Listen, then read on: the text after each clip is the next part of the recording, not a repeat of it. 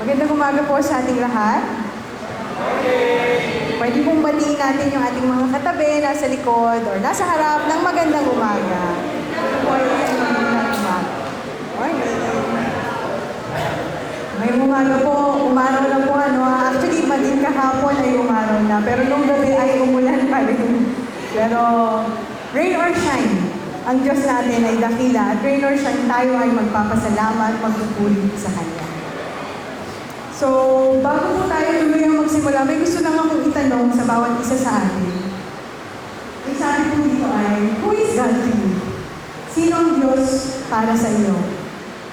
Maaaring pong sagutin ito na depende sa kung anong nagdaanin yung karanasan itong nakaraang linggo, o di kaya kung sino siya sa inyong buong buhay sa maraming taon.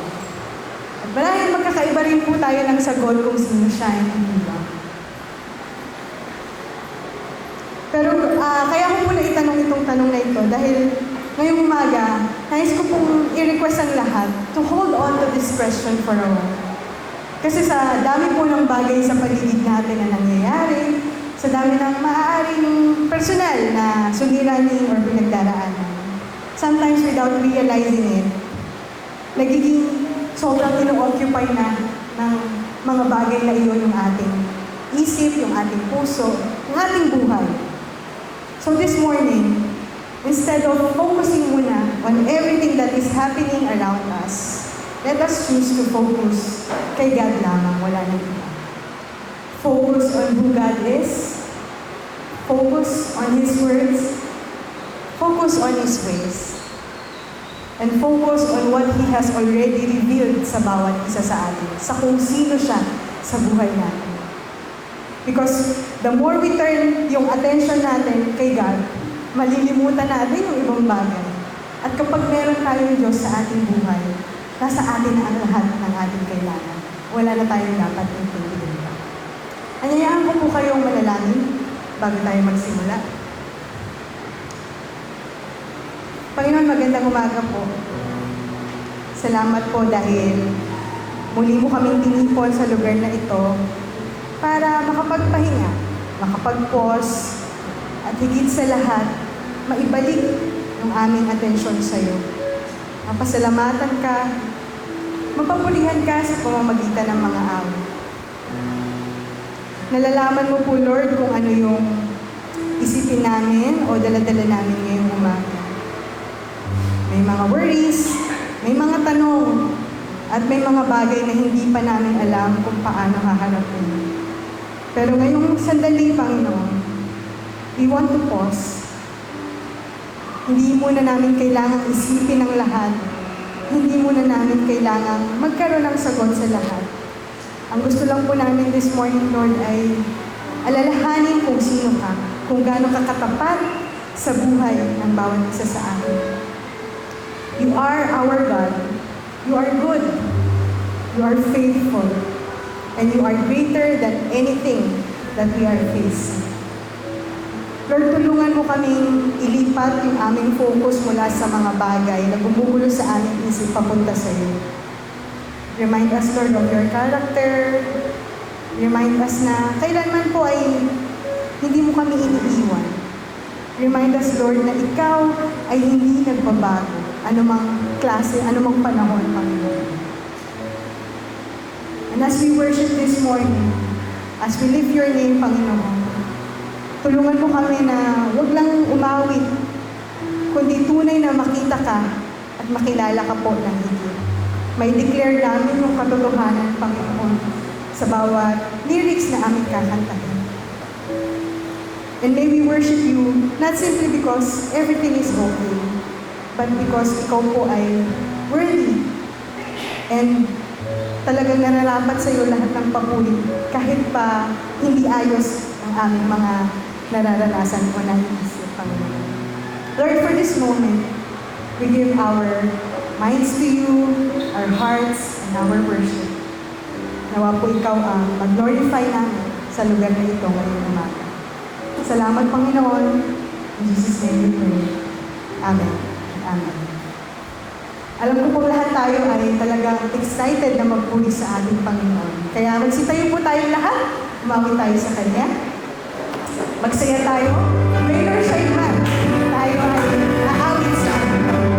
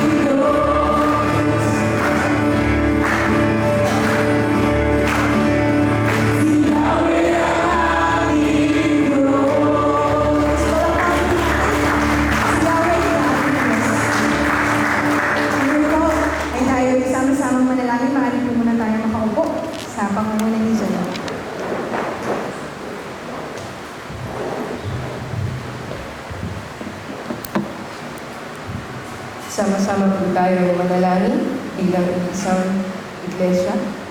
Tayo po ay magpasakop at humarap sa ating Panginoong Diyos.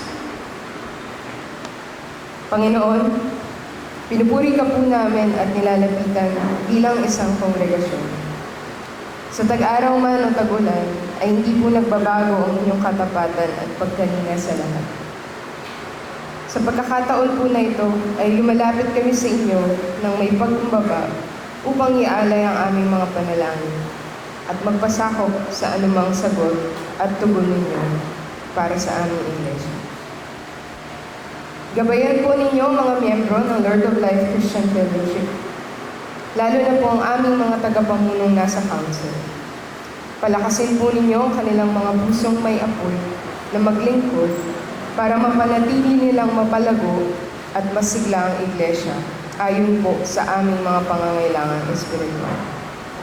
Bigyan niyo po sila ng karunungan upang makapagdesisyon sila ng tama at ayon sa inyong mga plano. Ipakita niyo po ang mga tamang tao na makakasuporta sa kanila sa mga gawain sa iglesia. Dahil patuloy po kaming nagkukulang at nangangailangan ng mga manggagawa at leader.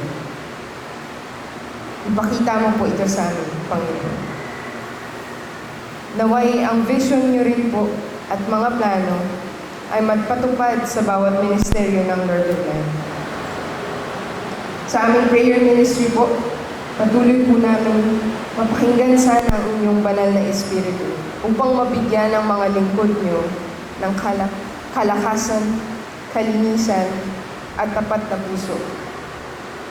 Naway ang mga panalangin nila sa inyo ay puno ng pasasalamat sa lahat ng bagay at mayroong pagpakumbaba sa pagtipon kada linggo. Kumilos po kayo sa preaching ministry, O Panginoon. Bigyan niyo po ng karunungan at paghahanda ang mga mensahero kada linggo upang may pangaral po nila ang kanilang mga aral at salita na ipinagkatiwala mo sa kanila. Nagpapasalamat po kami sa puso at isip ng bawat mga ngaral na nagbibigay ng oras para aralin at isabuhay ang inyong salita. Bigyan niyo rin po ng discernment ang aming ministry coordinator sa kanyang paghahanda ng mga gagamiting topic sa susunod po na preaching calendar, para din po sa nalalapit na mga buwan ng planning at evaluation. Panginoon, tinataas din po namin sa inyo ang aming Sunday School Ministry. Pinupuri ka namin sa mga batang patuloy na pumupunta sa iglesia upang matuto at lumago. Bigyan niyo po ng karunungan at gabay ang aming ministry coordinator at mga guro upang magkaroon po ng holistic na paraan ng pagtuturo sa mga batang ito. Gamitin niyo po ang mga batang ito bilang mga ilaw sa kanilang tahanan na nagsasabuhay ng pagmamahal mula kay Jesucristo. Paramihin po ninyo ang mga dumadalo ng klase, pati na rin po ang mga available at committed na mga guro para po sa mga batang ito. O Diyos, kayo rin po ang mag-sustain sa praise and worship ministry. Salamat po sa mga talento, boses, at kamay na binibigay niyo sa bawat miyembro. Naway magamit po namin ito sa aming pagsunod at paglingkod sa inyo, sa aming pagsamba. Kumilos po ang inyong banal na espiritu sa worship team kada linggo na makonvict po ang aming mga puso na magpuri para lamang sa inyo at hindi po sa aming mga sarili. Naway maihatid din po namin sa kongregasyon ang mga awit kung saan may kita ka talaga nila at mapapaburihan kanila ng buong puso. O Diyos, patuloy din po namin inaalay sa inyo ang youth. Panatilihin po ng inyong espiritu ang pananampalataya at tiwala ng mga kabataan sa inyo. Nagpapasalamat po kami sa patuloy nilang paglago at commitment na makisama sa iba't ibang ministeryo ng Iglesia. Pagkalooban mo po sila ng propesyon pag-iingat, at gabay lalo na sa kanilang pag-aaral at mga relasyon. Gabayan niyo po ang core team sa pagsasagawa ng mga plano at programa para sa susunod na henerasyon. At hinihiling po namin ang pag-iingat ninyo at magandang panahon sa darating naming retreat ngayong linggo. Ipinapanalangin din po namin ang aming visitation ministry. Salamat po sa mga bumibisita at pagkakataon na mga musta sa aming mga kapatid na hindi nakakadalo sa panambahan. Katagpuin mo po sila, O Diyos. Naway manumbalik po ang sigla na makapagpatuloy ang kanilang pagpuri at paglilingkod sa inyo. Kasama namin dito sa aming iglesia. Ganoon din po sa church planting ministry and team. Salamat po sa gawain at mga bukas na puso sa lugar ng St. Ignatius. Salamat po sa pagpapagal at tiyaga ng aming mga ministry coordinator at ang kanilang mga kasama sa mga Bible study na ito. Gamitin niyo po ang CPT upang maibahagi palalo ang salita niyo at pagpalain niyo po ng probisyon ang pinaghahandaan nilang mga medical mission.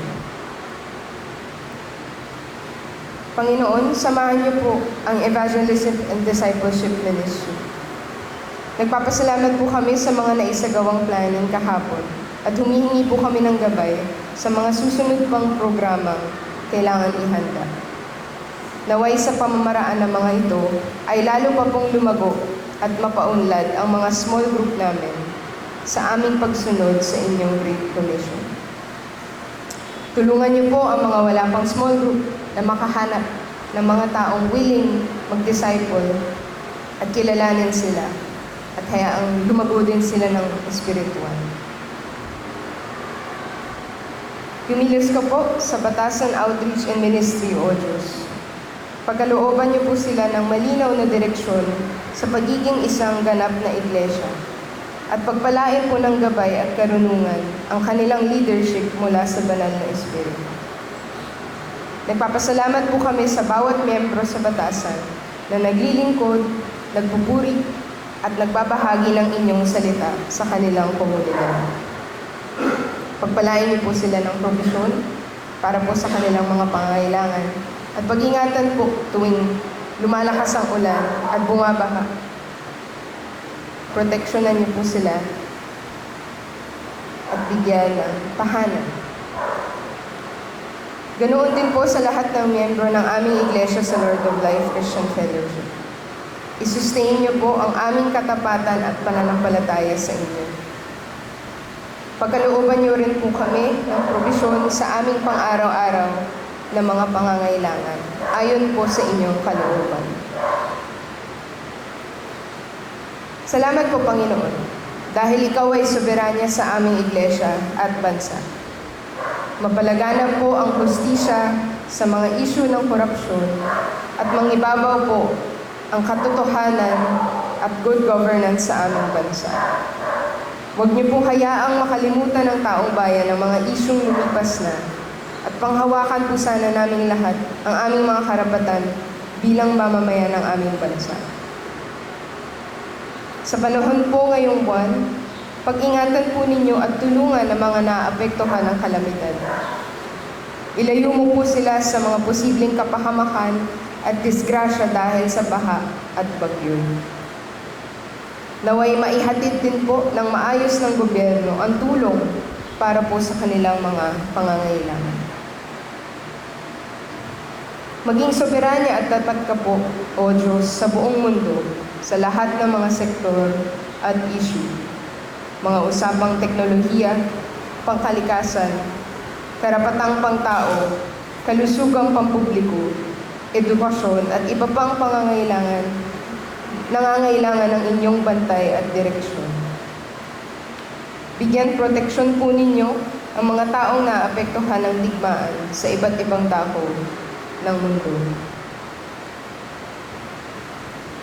Panginoon, gamitin mo po kaming mga mananampalataya sa Lord of Life bilang mga ilaw at asin sa aming mga tahanan, komunidad at bansa. Sa lahat ng bagay ay maipakita po sana namin ang puso, kalidad at prioridad na natutulad sa aming ehemplo na si Jesucristo. Linisin mo po kami mula sa aming mga kasalanan at magpasako po kami ng buong puso at kaluluwa sa inyong plano at kalooban. Nagpapasalamat po kami dahil ang pagmamahal na nararanasan namin at ipinararanas sa iba ay nagmumula sa walang hanggang mong habag at grasya. Pinupuri ka namin, sinasamba, at inaalay aming buong buhay habang naririto kami sa lupa. Amen at amen.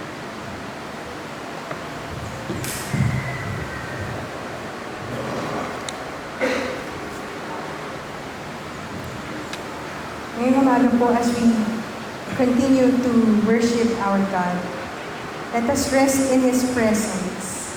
Patuloy siyang pagtiwalaan and know that He is our great God at ang ating kanlungan sa anumang panahon. Magsitayo po tayo. To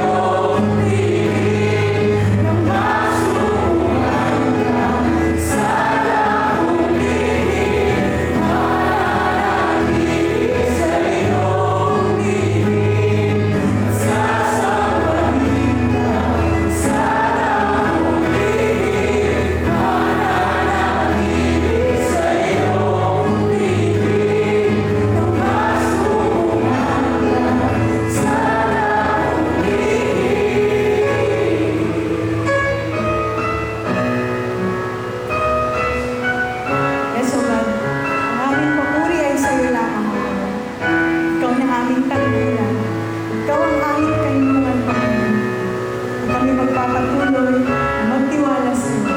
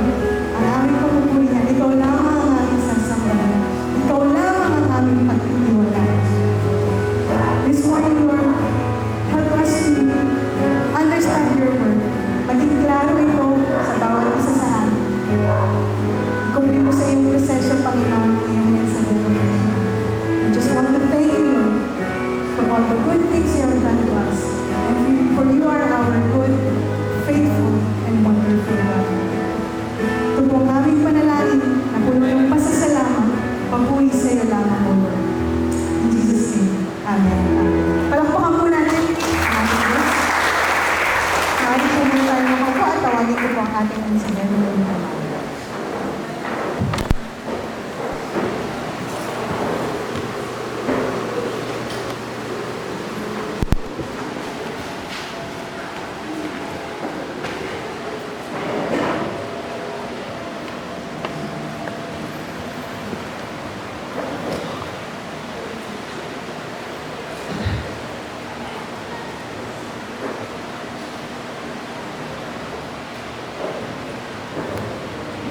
Magandang umaga sa lahat. Ilang araw po bang tuloy-tuloy yung ulan? Mga 10, 11? No? It's almost 2 weeks. Mahirap magpatuyo ng labada. Buti na lang may araw na kahapon at may araw na rin ngayon. No? Maraming salamat kay Erica at sa kanyang worship team sa mga hinandang awit para sa atin. Maraming salamat kay Janina sa kanyang paghahanda ng panalangin na narinig natin kanina. Ang lahat ng iyon ay sana nakapaghanda sa atin, no, sa yugtong ito ng ating pananambahan. Nakatulong sa pag-focus ng ating atensyon sa sinasamba nating Diyos. Ano po? Nawala na naman. Okay. Sa ngayon po, May nag-iisip pa ba dito ng labahin na kailangan umutuyo?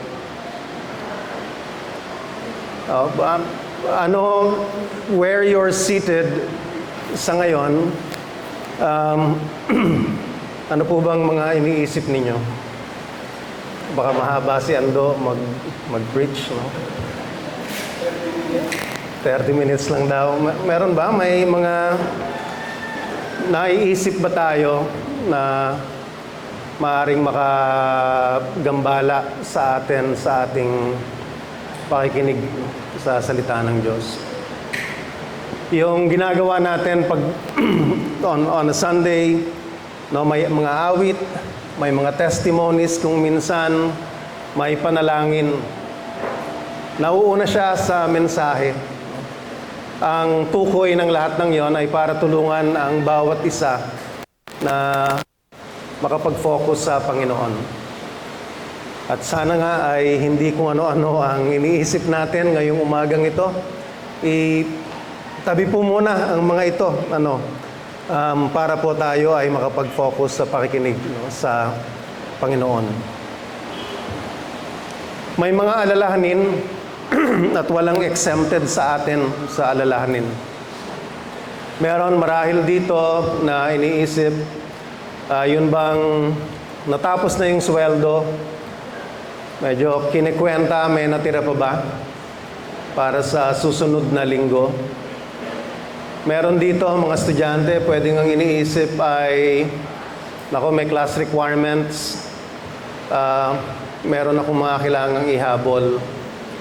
May mga magulang dito na bukod sa tustusin sa araw-araw, maaaring iniisip yung mga anak na hindi kasama, kumusta na kaya sila? Si Rachel ay nasa ibang bansa ngayon, nasa Thailand, nag-aaral din. At inaalala namin siya, no, sa araw-araw. Sa mga kaedad ko, maaaring ang inialalahanin ay health-related. No? Si Oxy ay nasa bahay ngayon. Pinagpasyan niya na hindi sumama sa atin sa pananambahan.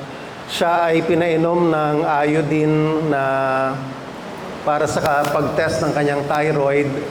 At nangangamba na baka maapektuhan ang mga buntis o kaya ay ang mga bata. No? Pero sabi niya, mga 9-something ay, yun yung third day niya, medyo mababa na. So pwede nakahiwalay ako ng higaan for the past nights. Mamaya baka pwede na kaming magtabi kasama yung mga aso sa ilalim ng kama. Lahat tayo ay may alalahanin. Pero ang nais ng Diyos, habang tayo ay nananambahan, nakafocus tayo sa Kanya. At hindi lang sa panahon ng pananambahan, kundi sa pang-araw-araw na paggalaw natin, ay hindi nananakaw ng mga alalahanin natin yung ating pagtitiwala sa Panginoon. At yun po yung pag-uusapan natin ngayon. Ang pag-uusapan po natin ngayon ay tungkol sa pagkakaroon natin ng kapayapaan ng isip. Kasi kung wala tayong kapayapaan ng isip, physically, ito yung mga pwedeng mangyari sa atin, Pwede tayong mahirapang matulog. May eye bag ako, katandaan na lang ito, Talaga nga bang ang matatanda ay nahihirapan ng matulog? Kuya Raf, kaya kailangan siguro, tulungan natin ang sarili natin para makatulog ng maigi. Umiinom ako ng magnesium glycinate. Sabi ay nakakatulong daw yon sa pagtulog. Maaring dahil sa pag-aalala, nag-aalala yung tiyan natin. Kung may mag-i-exam, ito, nararanasan natin. Kung ninenervyos tayo because of something, ang ilan sa atin nadarama ito. Physically, may manifestation ng pag-aalala. Ang isa dito ay ang paninigas ng muscles natin. Napapansin ko sa sarili ko kapag nasa field ako, itong shoulders ko hindi naninigas, pero pag nasa opisina ako, dahil sa dami ng mga meetings na nagpipigil sa pagsasalita, naninigas ang muscles ko. Hindi ko alam kung karanasan nyo din yon. Maaring skin problems. I have a student who had psoriasis. At ang iniisip niya ay dahil sa tinututukan ko siya sa kanyang thesis. Pero nag-graduate na siya, long after may psoriasis pa rin siya. Balik siya sa akin, sabi niya, pasensya na sir at kayo sinisisi ko, pero hindi pala kayo yung may kasalanan. But it is, di ba, nagkakaroon tayo ng iba't ibang physical problems. Pwede tayong mahirapang huminga, pwede tayong magkaroon ng hypertension or matrigger ang ating hypertension. Nais ng Diyos na itong mga physical manifestations na ito ng kaguluhan ng ating isip ay hindi natin maranasan. Pero itong mga ito din ay maaaring maging sanhi ng yung pananambahan natin sa Kanya ay apektado dahil sa napakarami nating iniisip at inaalala. Ano nga ba yung mga pwede nating gawin para mabawasan yung mga kung ano-anong naglalaro sa mga isipan natin na magbibigay sa atin ng mga alalahanin? Ang salita ng Diyos ay kapaki-pakinabang at marami sa salita ng Diyos ang maaaring magsabi sa atin kung ano ang ating mga pwedeng gawin ang mabawasan ng mga alalahanin sa ating buhay. At ngayong araw na to gagamitin natin ang Filipos 4:8-9 para talakayin, tingnan ano ang mga prescriptions ng Panginoon sa atin. Ano ang kanyang ibinigay na gabay, mga konkretong steps na pwede nating gawin para mapasa atin yung kapayapaan ng isip. No? Maraming salamat sa Panginoon kasi alam niya ang mga kailangan natin sa ating buhay at ang isa dito ay ang kapayapaan ng isip. Sinasabi dito sa Filipos 4:8-9 na kailangan nating salain ang ating isinasaisip. Kailangan nating isakilos. Hindi lang nasa isip, i-translate siya sa kilos. At ang pangako, kung gagawin natin ang mga iyon, ang Diyos ng kapayapaan ay pasasa atin. Nalangin po tayo, mga kapatid. Maraming salamat sa iyo, Panginoon. Ikaw ang Diyos na nagdadala ng ulan. Ikaw ang Diyos na nagdadala ng araw. At ang mga ito, Panginoon, because of this contrast, we are able to appreciate you more. Nagpapasalamat kami sa araw, pero sa ulan, nagpapasalamat din kami. Alam namin na ito ay dala mo. At sa buhay din namin, may mga panahon na kami ay masyadong nag-aalala.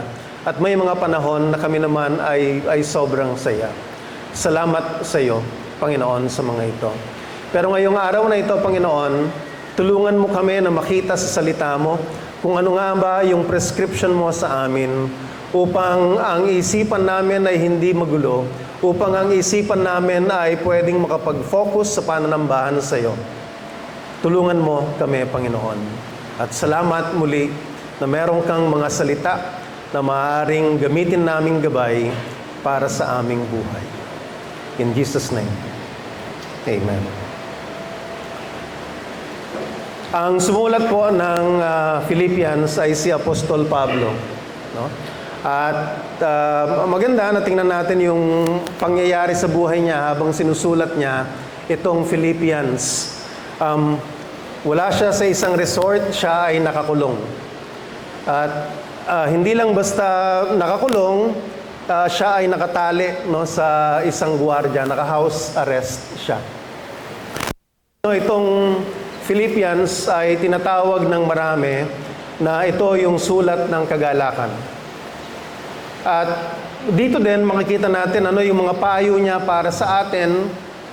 Malamang ito ay nakafocus doon sa mismong experience niya, sa mismong karanasan niya. Paano nga ba yung mga pwedeng makapagdala ng alalahanin kay Apostol Pablo sa kulungan? Well, kung nakakulong ka, malamang ang dami mong pwedeng isipin, di ba? Marami kang pwedeng alalahanin. Bukod sa naka-house arrest, nakakadena siya. No? Wala siyang, yung freedom of movement niya ay napaka-limited. At ang pinakamatindi ay hindi niya check kung ano yung mangyayari sa kanya. Siya ba ay ipapapatay ng emperor ng Roma? O siya ba ay palalayain. Si Apostol Pablo ay masyadong passionate sa pagtuturo at sa pagbabahagi ng salita ng Diyos, pero hindi niya magawa yon dahil siya nga ay nakakulong. Kaya ang isang naging outlet niya ay magsulat ng magsulat sa mga iglesia. Yun yung kanyang naging isang paraan. Marami ding dumarating na balita sa kanya. At itong sulat niya sa Filipos ay dahil sa dumating si Epaphroditus. May mga balita siya kay Apostol Pablo. At ang mga balitang yon ay maaaring magdala ng alalahanin sa kanya. Pero muli, ang sulat sa Filipos ay tinaguriang the letter of joy. At bukod doon, kung familiar kayo sa Filipos, ang dami doon ng mga verses na pwede nating ma-memorize kasama itong titingnan natin ngayong araw na to. Sabi po, no, just further context, the two verses before yung verse na titingnan natin, Philippians 4 verse 6, ang sabi ni Apostol Pablo, no, ang dami niyang pwedeng alalahanin, di ba? Pero sabi niya sa verse 6, huwag kayong mabagabag sa anumang bagay, sa halip, ihingi ninyo sa Diyos ang lahat ng inyong kailangan sa pamamagitan ng panalangin may pasasalamat. Actually,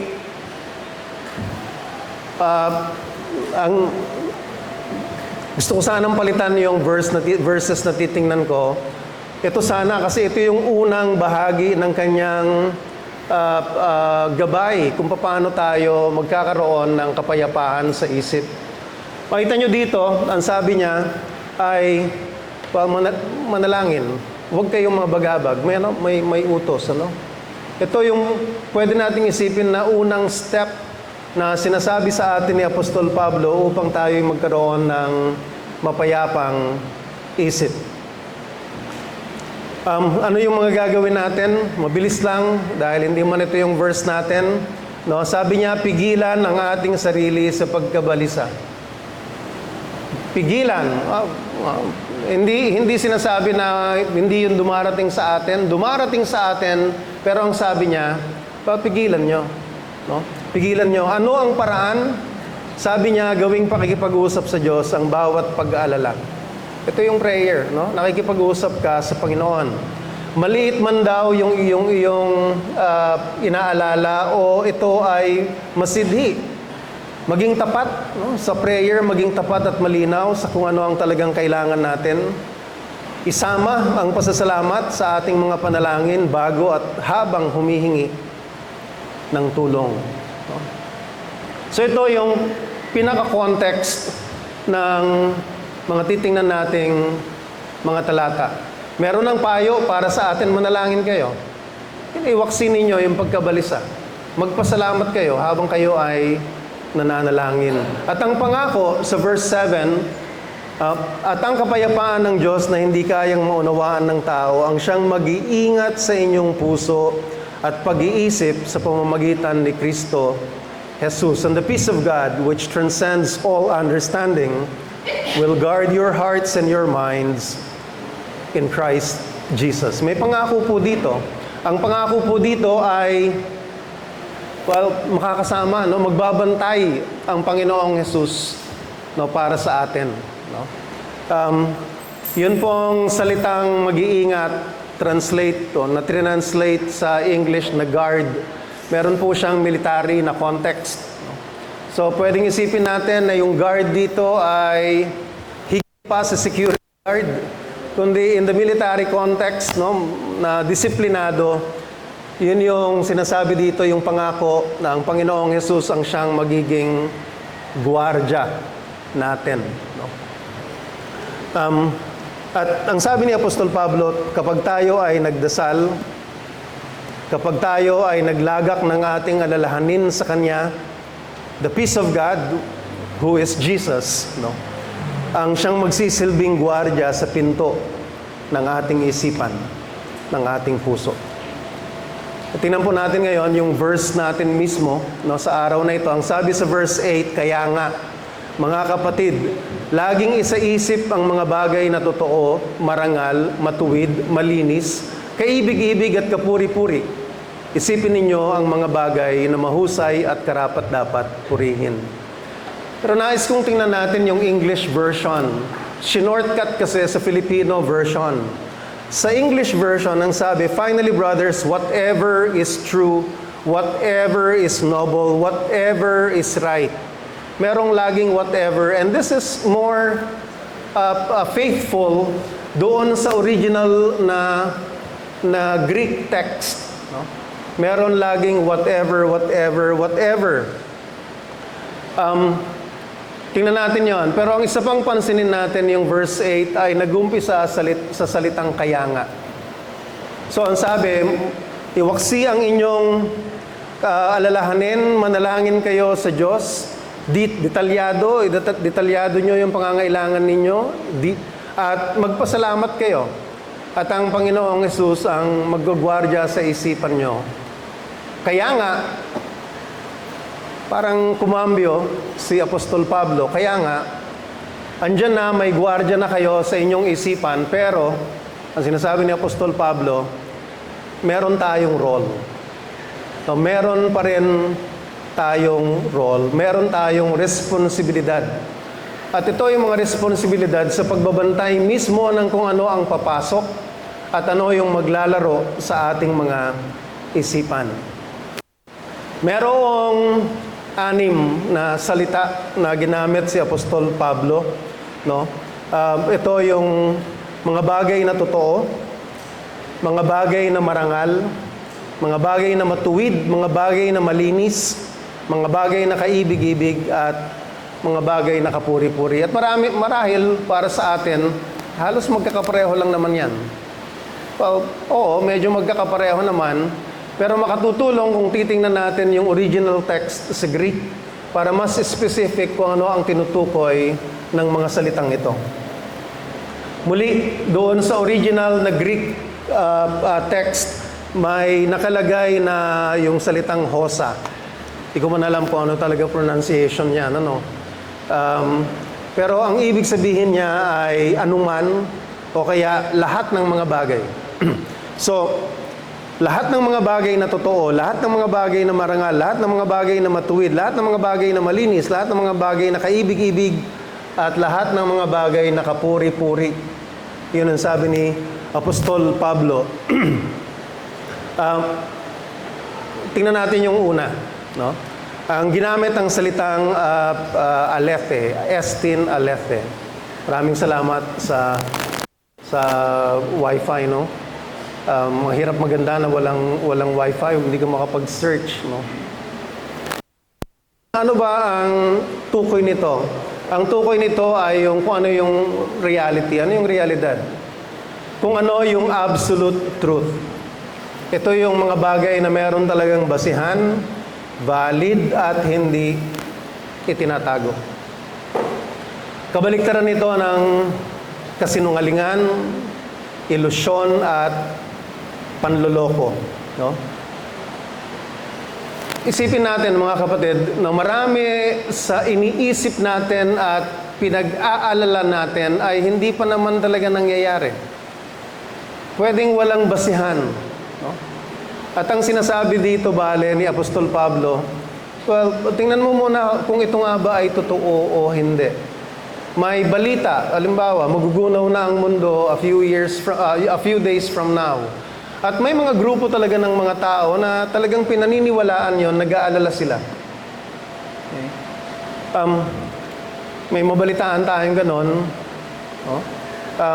Check natin, ano ba yung source nito? Totoo nga ba ito o hindi? No? I-check natin siya against kung ano yung absolute truth. No? Kasi pwede na itong magdala ng grabing takot sa atin at pwedeng maparalyze tayo na wala naman talagang basihan. Pwedeng meron kayong nakitang post tungkol sa inyong kakilala, tungkol sa kaibigan, pero hindi pa naman verified. No? Huwag nyo munang i-share. No? Huwag nyo munang isip-isipin. No? I-confirm muna natin ang mga ito. I-fact check muna. At sa panahon natin na usong-uso yung social media, ang dami, di ba, na natitwist, no? Pwede na ngayon daw ang misleading question sa korte. Biruin niyo yan, no? Pwede na daw yon, no?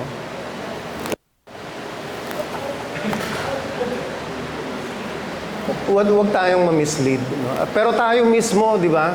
Lalo na sa period ng campaign, meron sa atin mga nag-share ng mga post sa Facebook na hindi naman talaga fact check. Hindi naman talaga siya totoo. Fake siya.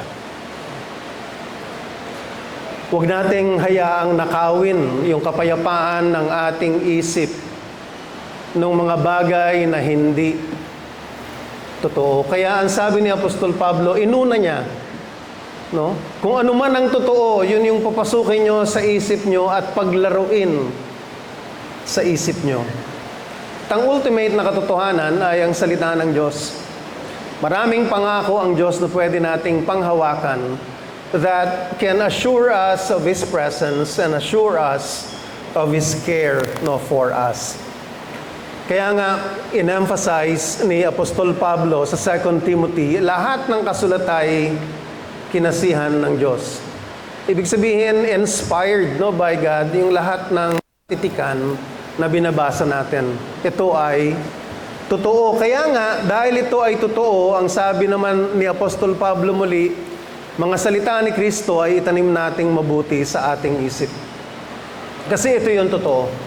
Ito yung ating papasukin. Ito yung ating paglaruin sa ating mga isipan. Para mangyari yon, para maitanim natin ito sa ating isip, kailangan nating magbasa. Meron pa ba ditong nakakapagbasa ng Biblia sa araw-araw? Pakitaas lang ang kamay. No? Kasi pwede maka-inspire siya sa iba. So, nakakalungkot ano, konti lang ang nagtaas ng kamay na nagbabasa pa rin sa araw-araw ng Biblia. Pero kailangan nating magbasa, di ba? Kasi ito yung totoo. At hindi lang basahin, pwede rin naman pakinggan kung meron tayong kahirapan sa pagbabasa. Pero I bet you, mahigit 1 oras pwede kayong nakatitig, no? Sa Facebook, no? Sa social media. Pero 5 minuto lang, no? Sa Biblia. Kasi yun yung totoo. At ang sinasabi ng Panginoon sa atin sa pamamagitan ng isulat ni Apostol Pablo, yun yung totoo, yun yung papasukin natin sa ating isip at paglaruin sa ating isip. Tuwang-tuwa ako kay kapatid na Norma kasi isa siya sa mga kaiglesia na ang daming kabisadong Bible verses. Erica, matatalo mo ba si... Hindi. No, surrender ba? Pero maganda, no? Siguro magtulungan tayo. No? Ako mismo, sarili ko, kailangan kong gawin ito. Iilan lamang ang verses na kabisado ko. Pero kung kabisado mo yung verse, pwedeng ibalik-balik mo siya sa mga oras ng pangangailangan. Si Oxy ay, yun nga, may mga medical test na ginawa nung mga nakaraang araw. At yung isang test sa kanya ay to read yung radiation sa kanyang leeg. 40 minutes. Sabi niya, habang ginagawa yon, naglaro sa isipan niya yung mga hymns, yung mga kanta, awit ng papuri, no, sa Diyos. At kung titingnan natin ang mga awit ng papuri, they contain Bible verses. Pwede naman yun. Pero mas maganda na ang salita mismo ng Diyos ang ating kinakabisado. Anuman ang kagalang-galang, anuman ang marangal, ginamit yung semna. No? Ito yung mga bagay na may moral dignity at talagang re-respetuhin natin. Kabaliktaran nito ng kabastusan, hindi kagalang-galang, pagmumura at walang kwentang mga kaisipan. Social media, madaming napapanood tayo na prank videos. Ang tawag sa US, brain rot na mga video clips, no? Pero ini-entertain natin, pinapanood natin, natatawa tayo. Okay? Nagpapakita itong mga ito ng pambabastos, panloloko, no, sa kapwa, no, para lang sa mga views. No? O kaya, real life, sa eskwela, sa opisina, may mga usapan na puno ng green jokes o puno ng murahan. May mga kaibigan ako na hanggang sa ngayon, kaibigan, sinabi ko, bawat ending ng sentence ay may mura. Ganon din naman ako dati. Pero para saan ba yon? Bilang mga mananampalataya, no, hindi tayo dapat nakababad sa mga bagay na ginagawang katatawanan, ang kasalanan o ang dignidad ng tao. No, punuin natin ang isip natin ng mga bagay na katanggap-tanggap sa Diyos, katulad ng mga kwento ng kabayanihan, sakripisyo at mga bagay na nagbibigay inspirasyon. Ano man ang tama, o ano man ang matuwid, whatever is just, whatever is right. Ginamit yung Greek word na dikeia. Tama ba pag-pronounce ko? Lem? Pwede na, no? Pwede na kayo, no? O basta, pag gano'n, ano? Ano ang significance ng salita na yon? Yung termino na yon ay galing mula sa batas. At ito ay tungkol sa pakikipagkapwa. No? Sa tungkulin natin gawin ang tama sa Diyos at sa kapwa. Ibig sabihin ito, sumusunod tayo sa standard ng Diyos pagdating sa katuwiran at hustisya. Ito ay tungkol sa moralidad ng mga kilos at sa pagiging patas. No? Ibig sabihin, pinag-iisipan natin ang mga bagay na nagbibigay sa bawat tao ng nararapat, no, para sa kanila, ayon sa batas ng Diyos, at inaalis sa mga planong magiganti o mandaya. Kabaliktaran po ito ng pandaraya o panlalamang. Magbabayad tayo ng buwis. No, para sa mga nagbabayad ng buwis, ano ang tama? Bayaran natin kung ano ang tama. I-declare natin ang dapat na i-declare na buwis. Ito yung by law ay tungkulin natin sa ating pamahalaan. Pagpila sa LRT, sa MRT o sa jeep, pero bibihira yung may pila sa jeep. Sumisingit ka ba? O ikaw ba ay pumipila ng tama? May nauna sa'yo pero sisingit ka. Hindi yon tama. Hindi yon patas para sa mga nauna sa'yo na pumila, no, doon sa pilahan. Matuwid o tama ay tungkol sa pagbibigay sa kapwa at sa gobyerno ng kung ano ang nararapat sa kanila kahit walang nakakakita. At kung iniisip mo kung paano makakalabang sa kapwa, paano mandaraya sa trabaho nang hindi nahuhuli ng boss, bagsak yan sa pamantayan ni Jesus. Kung hindi mo ibigay ang tamang ikapu o ikaw ay hindi nag-iikapu, yan ba ay matuwid sa mata ng Diyos? Anuman ang malinis o dalisay, whatever is pure or chaste o sahagna. Ito ay tumutukoy sa kalinisan sa moralidad at sexual na aspeto. Okay? Kabaliktaran ito ng kalaswaan, pagnanasa at panloob na kabulukan. Kung ano man yung thought na nagpapadumi sa ating konsyensya o isipan, bagsak yan bale dito sa standard na ito na kung ano man ang malinis o dalisay. Social media, meron ba dito ang hindi sa social media? No? Palagay ko naman halos lahat tayo. Ako din naman, no, nagsa-social media. At may mga pagkakataon na may nag-scroll ka, mayroong biglang lalabas na hindi ka nais-nais. Dito bale, kung ano man ang dalisay na dapat nating pinapapasok o hindi pinapapasok, kung merong mapanuksong ad sa internet o mga video clips, o may mga palabas na may masaselang eksena na ating pinapanood, o kaya dapat yun sasalain natin. O kaya pwedeng inggit, dahil may nakikita tayo na ang ganda ng buhay, ang ganda ng experience ng isang tao, na pwedeng pumasok ang inggit sa atin, huwag na nating papasukin yon. Mag-exit tayo, no? I-scroll na natin, o tumigil na tayo sa pag-i-scroll. Ano man ang kaibig-ibig o kalugod-lugod, whatever is lovely or pleasing. Ibig sabihin nito, ano yung nagdadala ng pagmamahal? No? Kaakit-akit o nakakatuwa. No? Bakit ba ako nabubudol doon? It pictures, no? It's much easier to say it in English. You know, it gives us this picture of whatever it is that promotes peace, kapayapaan, pagkakasundo, at biyaya imbis na away. No?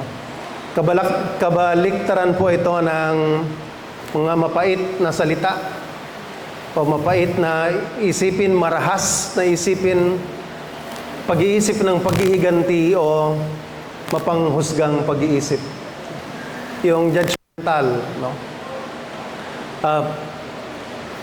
Meron kang nakitang post, hindi ka nag-agree. Gusto mo mag-comment at yung comment mo ay maanghang. Pigilan mo na yung sarili mo, no? Huwag ka nang mag-comment pa ng hindi naman ito kalugod-lugod o kaibig-ibig. At sa mga opinion sa politika ay ang dami nun, no? At kung minsan ay ganon. Pero maraming salamat sa paalaala na to. Halimbawa din na imbis na mag-isip kung paano tayo makakabawi, no?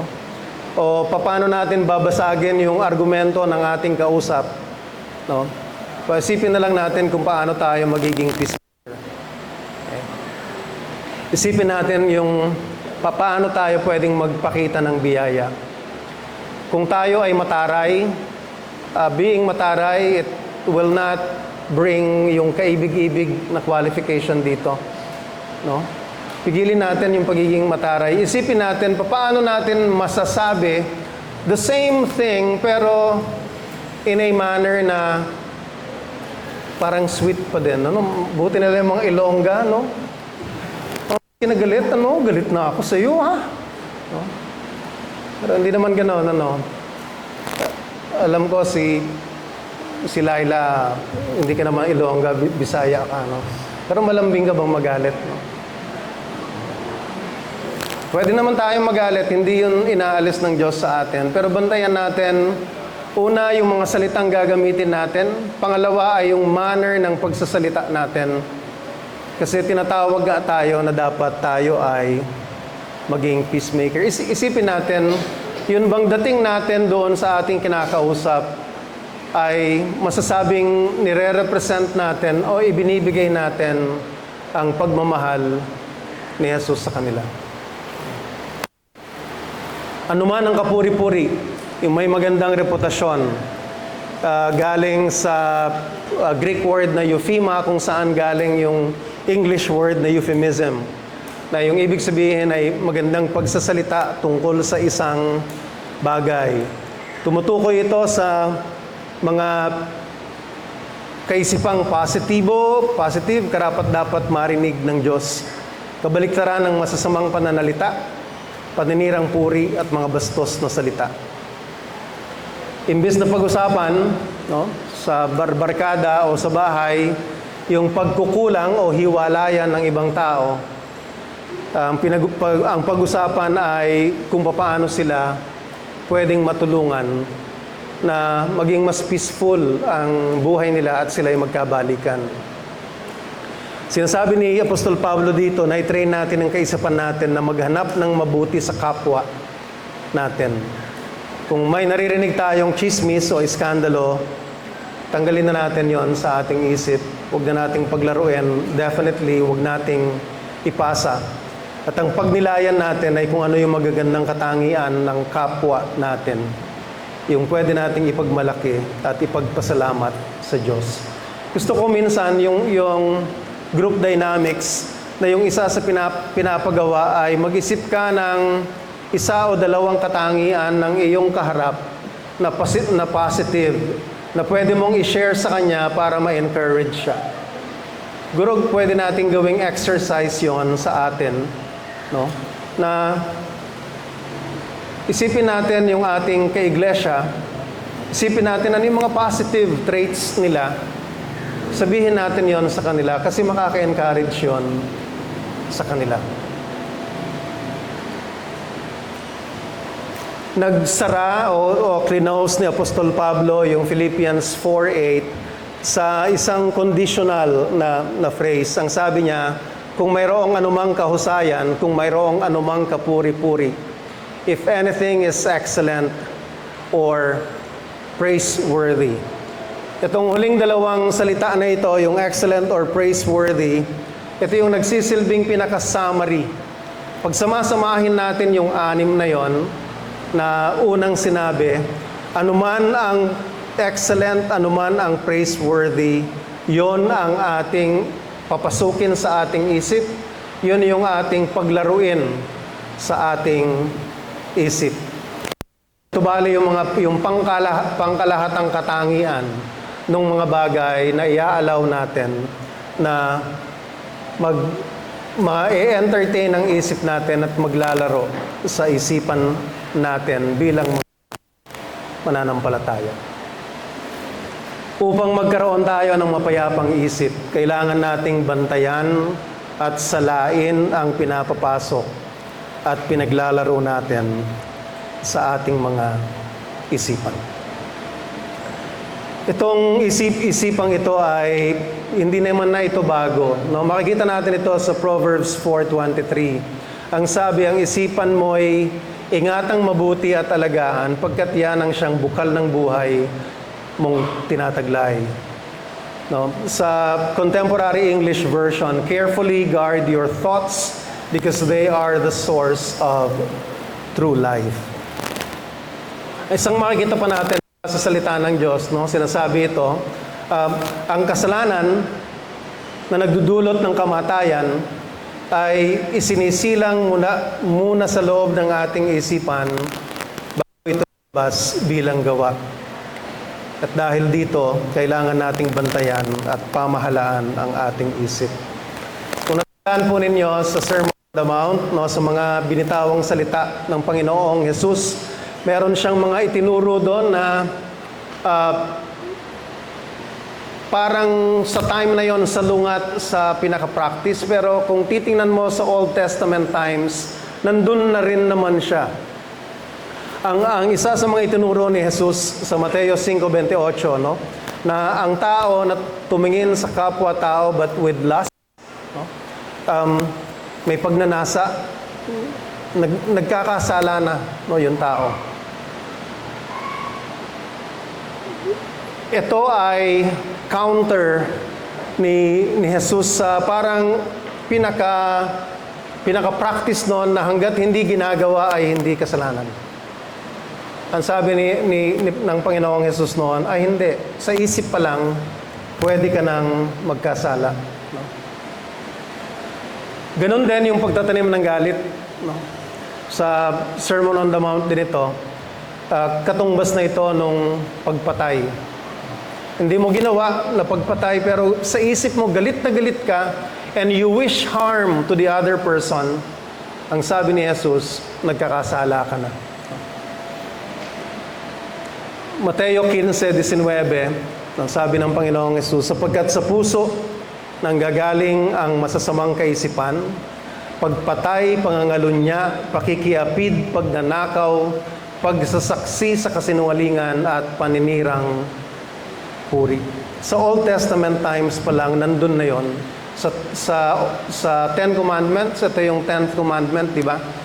Ang sabi dito, huwag mong pagnanasaang maangkin ang sambahayan ng iyong kapwa, ang kanyang asawa, mga alilang lalaki o babae, mga baka, asno, o ang anumang pag-aari niya. So lust is not, hindi lang yung sa sexual part, lusting for material things. No? At dito pa lang, sa panahon pa lang na ito, ay sinasabi na, sa isipan pa lang natin, pwede na tayong magkasala. Kaya nga, kailangan nating bantayan ang ating isipan. Kaya, upang hindi tayo magkasala sa ating iniisip, upang magkaroon tayo ng mapayapang isip, kailangan nating bantayan at salain ang pinapapasok at pinaglalaro natin sa ating mga isipan. Sinabi din ni Apostol Pablo sa Roma 12:2, huwag kayong umayon sa takbo ng mundong ito. Sa halip, hayaan ninyong baguhin ng Diyos ang inyong pag-iisip upang mabago ang inyong pamumuhay.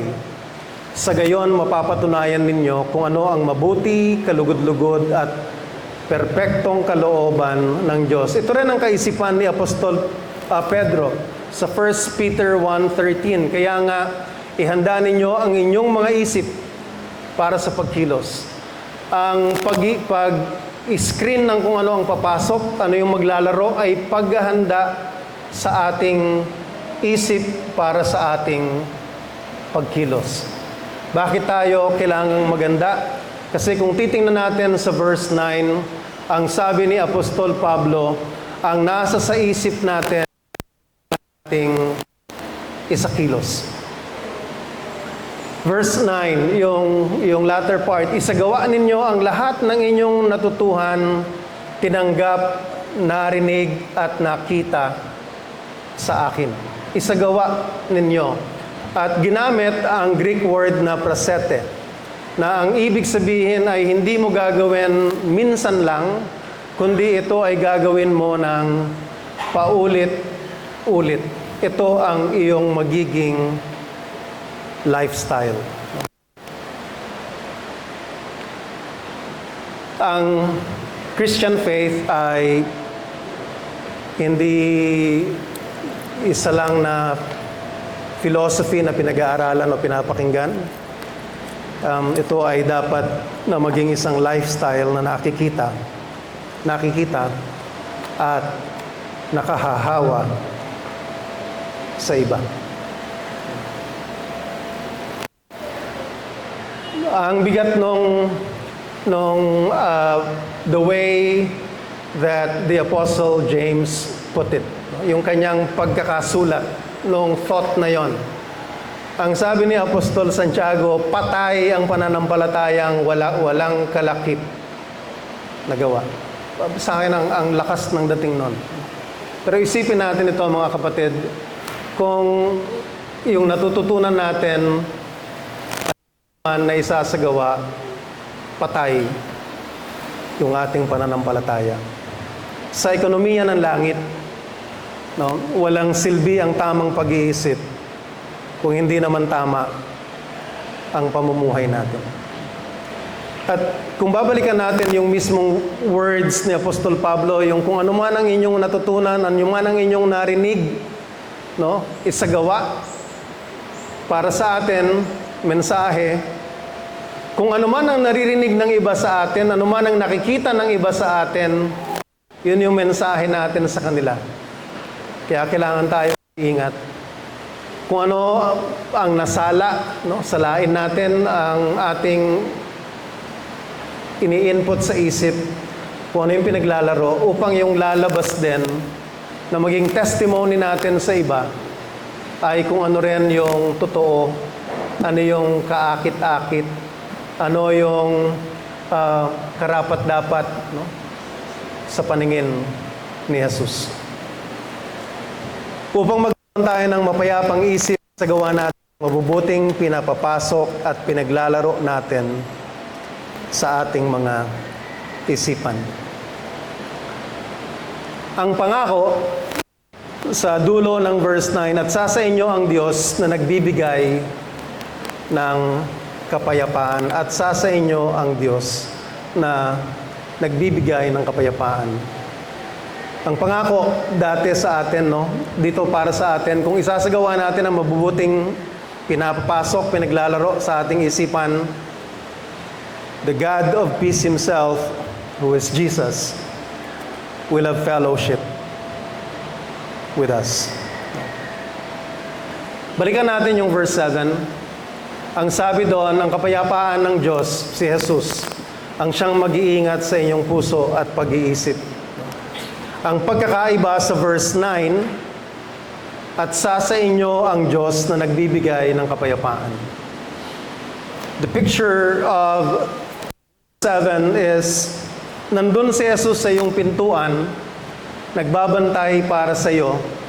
Yung picture ng verse 9, pinapasok mo si Jesus, pumasok si Jesus sa iyong bahay, at kasama mo, breaking bread with you.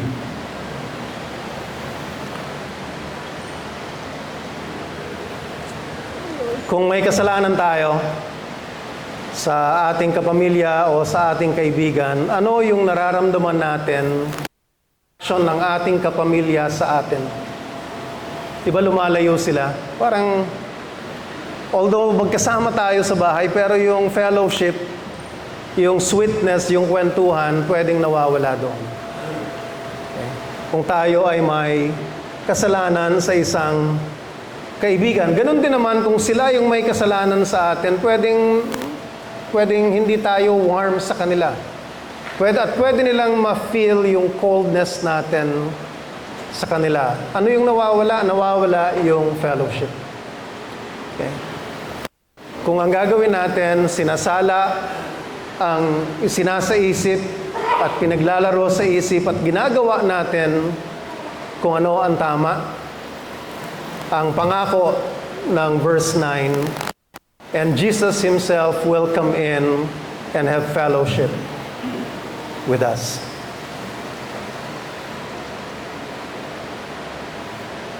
Mapapasa atin ang kapayapaan ng isip kung sasalain natin ang ating mga isinasa-isip. Isasakit natin ang ating mga nasalang kaisipan. At ang pangako, magkaka-fellowship natin ang mismong mayakda ng kapayapaan, si Jesus. Dito po sa atin at sa Pilipinas in general, yung marami sa atin inaalala yung financial stability, yung sa future, no? At hindi naman masama 'yon, di ba? Na tayo ay mag-alala tungkol sa financial stability. Pero saan natin inilalagay yung ating security? No? Pwedeng nagsusumikap talaga tayo na magtrabaho at hindi yun masama. Pero nakakalimutan natin na may Diyos na nag-aalaw sa atin na magtrabaho. Wala yung security natin kay Jesus, kundi yung security natin ay doon sa mismong trabaho. Hindi yun ang nais ng Diyos na source ng ating security. Ang unang source ng security natin ay ang Diyos na ako. Pro-provide niya ang ating pangangailangan, pero unahin natin siya. No? Ano yung sabi sa Matthew? Pa-paraphrase ko, unahin mo ako, at ang lahat ng ito, yung lahat ng pangangailangan natin ay mapapa sa atin. Magandang panghawakan natin yon. Magandang i-check natin ang sarili natin. It is a promise, no, from Jesus. Lahat tayo may alalahanin, no? Lahat tayo may mga kung ano-anong pwedeng naglalaro sa isip natin. Maganda na mag-mental audit tayo. Tingnan natin ano nga ba yung pinapapasok natin sa ating isipan. Ano nga ba yung pinaglalaro natin sa ating isipan at itanong natin, no, ito nga ba ay totoo? Ito nga ba ay marangal? Ito nga ba ay matuwid? Ito nga ba ay malinis? Ito nga ba ay kaibig-ibig? At ito nga ba ay kapuri-puri? At ang challenge sa atin, no, ay ang lahat ng ito, kung titingnan natin, mahusay, karapat-dapat ba ito sa paningin ni Jesus? Kung hindi, burahin natin yon, no? Kung hindi, baguhin natin yung pinagkukunan natin ng pinapapasok natin sa ating isipan. Baguhin natin siya. 5, no? Challenge para sa atin, at siguro hindi naman ito mahirap. 5 minuto. 5 minuto kada araw. Araw. Basahin, magbasa tayo ng salita ng Diyos. Sa 5 minuto, nakabasa ka na ng mahigit sa 5 verses. Sa 5 minuto, napag-isipan mo na yung 5 verses. Sa 5 minuto, nakapagdasal ka na. Challenge ko sa ating lahat, mga kapatid, 5 minuto sa 7 araw. Challenge ko sa atin, no? Isa lang. O pwede naman 2. Isang verse kada one. Mahirap kaya yon. Sino na dito ang itaas lang yung kamay, ang kabisado ang John 3:16. John 3:16, For God so loved the world, no, that He gave His only begotten Son. Merong mga madaling makabisado, di ba? No? I-challenge natin ang ating mga sarili. Magbasa tayo ng Biblia. Pag bulay-bulayan natin ito, ipanalangin natin ito, kabisaduhin natin ito.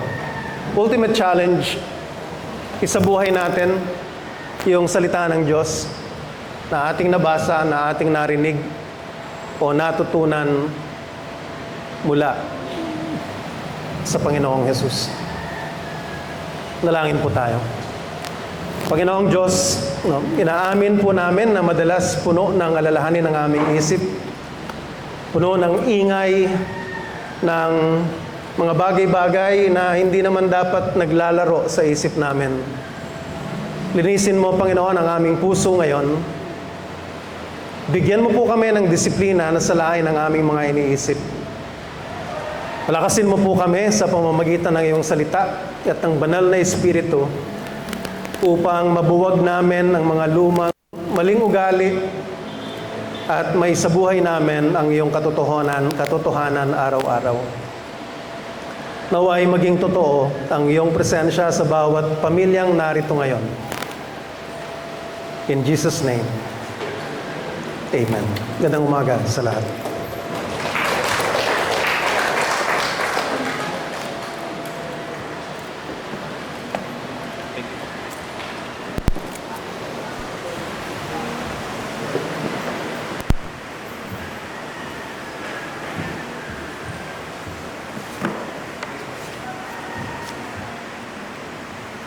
Whatever is true, whatever is honorable, whatever is right, whatever is pure, whatever is lovely, whatever is worthy of praise.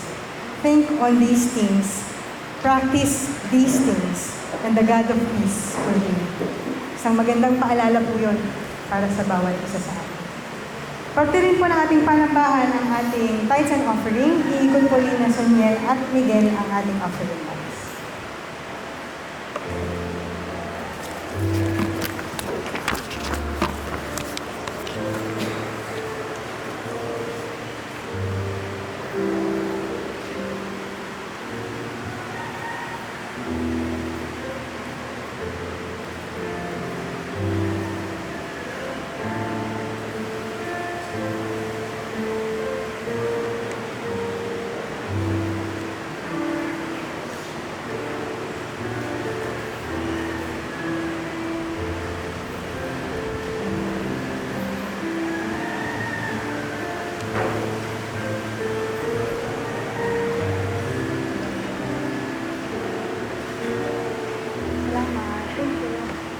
Magsitayo po tayo lahat at awitin natin ang Dokson.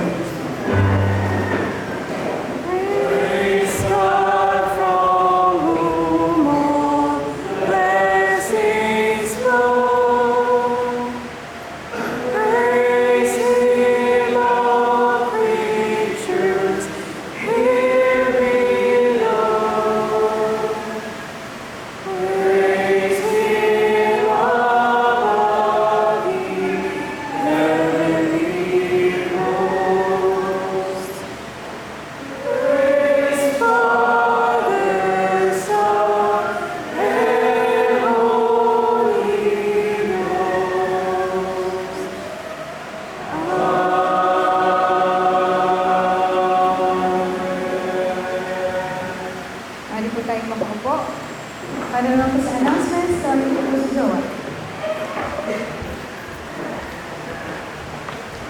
umaga po sa ating lahat. Next week po, patuloy tayo nag-worship service at 9:30 a.m. Dito po sa Doña Carmen.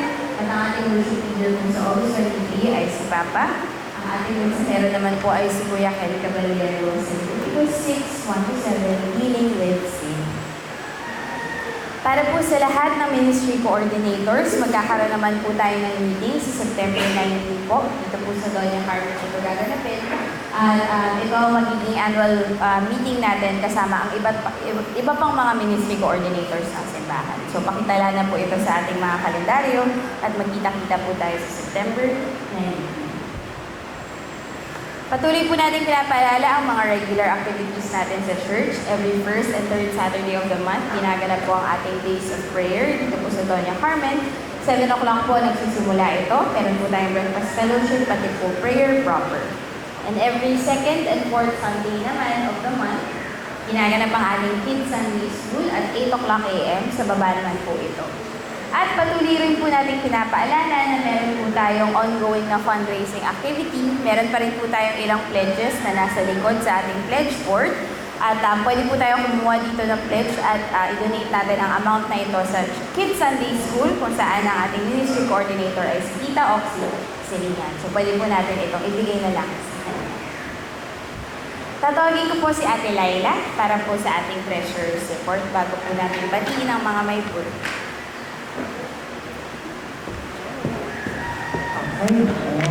Magandang umaga. Maraming salamat sa ating Laila. Ngayon ko tayo celebrate na kanyang birthday. May tawag ko ito. Una tayo sa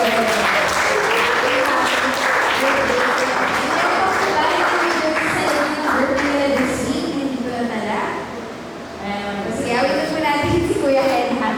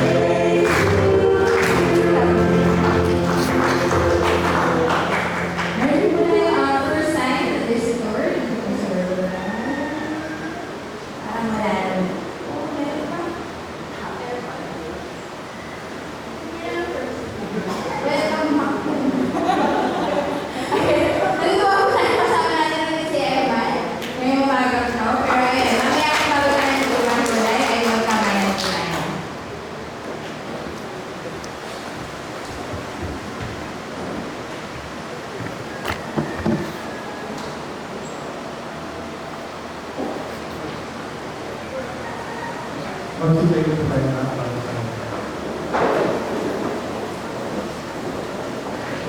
salamat po muli Panginoon Diyos sa pinarating mo sa mga kayo po yung sasabitan sa bawat sa amin.